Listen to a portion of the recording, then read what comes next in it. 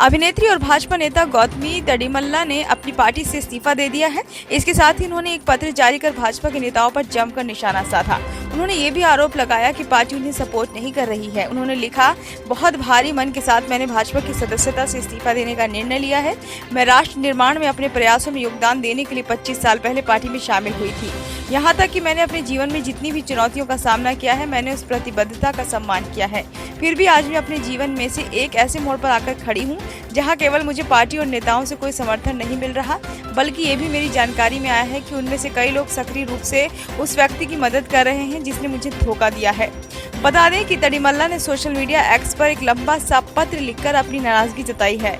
वह 17 साल की उम्र से काम कर रही। उन्होंने सिनेमा, डिजिटल, रेडियो और डिजिटल मीडिया में 37 साल तक काम किया है।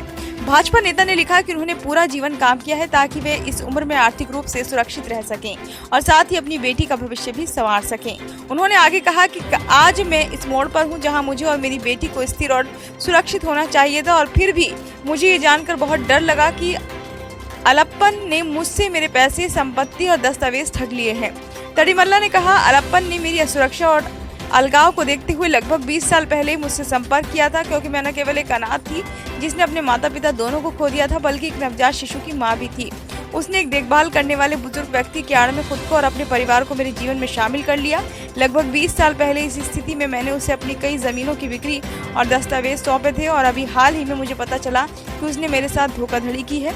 ये सब करते हुए मुझे और मेरी बेटी को अपने परिवार के हिस्से के रूप में शामिल करने का नाटक कर रहा था। ब्यूरो रिपोर्ट, नई दिल्ली।